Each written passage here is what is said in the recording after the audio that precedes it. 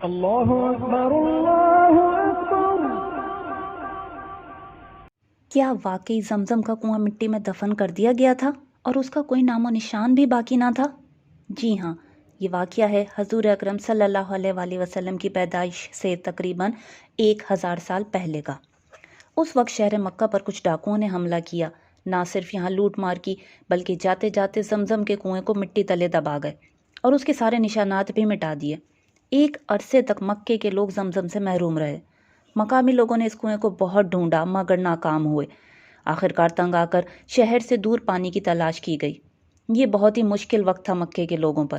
شہر کے باہر سے پانی بھر کر لایا جاتا اور پھر گزر اوقات ہوتی، لیکن حضور صلی اللہ علیہ وآلہ وسلم کو دنیا میں بھیجنے سے پہلے اللہ تعالیٰ نے آپ کے دادا کو زمزم کا کنواں دوبارہ عنایت کیا۔ کیسے؟ آئیے جانتے ہیں۔ حضور صلی اللہ علیہ وآلہ وسلم کے دادا عبد المطلب کی زندگی میں 3 بڑے اہم واقعات ہوئے۔ نمبر 1، انہوں نے زمزم کے کنویں کو دوبارہ ڈھونڈا۔ نمبر 2، اپنے بیٹے حضرت عبداللہ کو یعنی رسول اللہ صلی اللہ علیہ وآلہ وسلم کے والد کو اللہ کی راہ میں قربان کرنے کی قسم کھائی۔ نمبر 3، ان کی سرداری کے دور میں مکے پر ابرہہ نے حملہ کیا۔ حضور صلی اللہ علیہ وآلہ وسلم کی پیدائش سے قبل ہی اللہ تعالیٰ نے آپ کے دادا کو خواب میں اس جگہ کی نشاندہی کرا دی جس جگہ زمزم کا کنواں دفن تھا۔ شروع میں تو عبد المطلب نے اپنے اس خواب کو نظر انداز کیا، مگر جب بار بار انہیں یہی خواب نظر آیا کہ وہ خانہ کعبہ کے باہر رکھے 2 بتوں کے درمیان کھدائی کر رہے ہیں اور زمین سے پانی نکل رہا ہے، تو انہوں نے اس خواب کو اللہ کی طرف سے نشانی سمجھ کر اپنے بیٹے عبداللہ کو ساتھ ملایا اور کھدائی کرنا شروع کی، ٹھیک اسی جگہ انہی بتوں کے درمیان جو خواب میں دکھائے گئے تھے۔ جیسا کہ ہمیں معلوم ہے کہ حضور صلی اللہ علیہ وآلہ وسلم کی نبوت سے قبل تمام مکے کے لوگ مشرک تھے، عبادت تو اللہ کی کرتے مگر دعا مانگا کرتے اپنے بتوں کے وسیلے سے۔ ہر قبیلے کا ایک ایک بت خانہ کعبہ کے اندر اور باہر رکھا تھا۔ عبد المطلب کے سارے بھائیوں اور رشتہ داروں نے جب ان کو کھدائی کرتے دیکھا تو خوب مذاق اڑایا، بولے سارے شہر والے تو 300-400 سالوں سے اس کنویں کو تلاش کر رہے ہیں، تم اکیلے اس کو کیا ڈھونڈو گے؟ مگر عبد المطلب نے اپنی کوشش جاری رکھی۔ کئی روز گزر گئے، مکے کے لوگ مستقل ان کا مذاق اڑاتے رہے۔ اس وقت عبد المطلب شہر کے سردار تھے۔ ایک سردار کا اس طرح کھدائی کرنا، پھر سارا شہر مخالف بھی ہو تو کتنا دباؤ ہوگا ان پر۔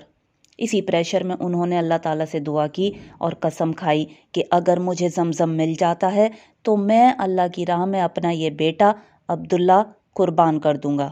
یہ بالکل ہندوؤں کی طرح کی قسم تھی، جیسے وہ لوگ اپنے دیوی دیوتاؤں کو خوش کرنے کے لیے لڑکیوں کی بھیंٹ چڑھاتے ہیں۔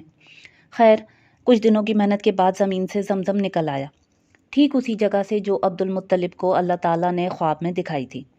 زمین سے زمزم کا پانی نکلتا دیکھ کر وہی سارے شہر کے لوگ جو تھوڑی دیر پہلے تک مذاق اڑا رہے تھے اب خوشی سے جشن منانے لگے اور سارے کے سارے قبیلوں کے سردار اس کنویں کے ٹھیکیدار بن گئے۔ پر اس وقت عبد المطلب نے کسی کی نہ سنی اور اعلان کر دیا کہ یہ کنواں میں نے تلاش کیا ہے، اس کو اللہ تعالیٰ نے مجھے دیا ہے تو اس پر مکمل حق بھی میرا ہے۔ اس بات پر تو شروع ہو گئی لڑائی۔ ہر قبیلے کا سردار کہے کہ زمزم ہمارا ہے۔ آخرکار سب نے سوچا کہ اس کا فیصلہ کسی بزرگ عالم سے کرا لیتے ہیں۔ اس دور میں کوئی پنڈت یا نجومی تھا جو کہ مکے سے کافی فاصلے پر رہا کرتا تھا۔ ہر قبیلے کی طرف سے ایک ایک فرد ملا کر قافلہ بنا اور چل پڑے فیصلہ کرانے۔ چلتے چلتے رستے میں زیادہ راہ ختم ہو گیا، جتنا بھی پانی ساتھ تھا سب ختم ہو گیا، ایک بوند بھی نہیں بچا۔ گرمی کی شدت اتنی بڑھ گئی کہ چلنا محال ہو گیا۔ اس پر سردار عبد المطلب نے کہا کہ اس حالت میں اگر کوئی مر گیا تو دوسرے کسی شخص میں اتنی ہمت نہیں ہے کہ اس کی قبر کھود سکے، چنانچہ سب لوگ اپنی اپنی قبر کھود کر اس میں لیٹ جاؤ، اب مرنے کے علاوہ کوئی چارہ نہیں ہے۔ مرتے کیا نہ کرتے، سردار کی بات پر سب لوگوں کو ہی متفق ہونا پڑا اور لگے اپنی اپنی قبریں کھودنے۔ اللہ تعالیٰ کی شان دیکھیں کہ عبد المطلب کی قبر سے پانی کا چشمہ پھوٹ آیا اور تمام قافلے والوں کی جان بچ گئی۔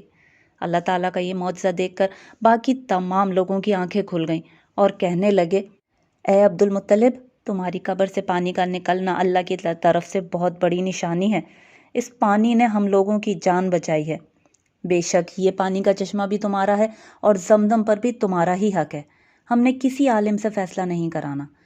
یوں یہ قافلہ راستے سے ہی واپس مکہ لوٹ آیا اور زمزم کے اصلی حقدار حضور صلی اللہ علیہ وآلہ وسلم کے دادا عبد المطلب ٹھہرائے گئے۔ یہ تو تھا عبد المطلب کی زندگی میں پیش آنے والے 3 اہم واقعات میں سے ایک واقعہ۔ باقی دوسرا واقعہ، کیا واقعی عبد المطلب نے اپنے بیٹے عبداللہ کو، جو کہ رسول صلی اللہ علیہ وآلہ وسلم کے والد تھے، ان کو اللہ کی راہ میں قربان کیا؟ اس واقعے کی تفصیل اور خانہ کعبہ پر حملے کا واقعہ یہ سنیے میری اگلی ویڈیو میں، جس کا لنک میں نے ڈسکرپشن میں ایڈ کر دیا ہے۔ وآخر دعوانا ان الحمد للہ رب العالمین۔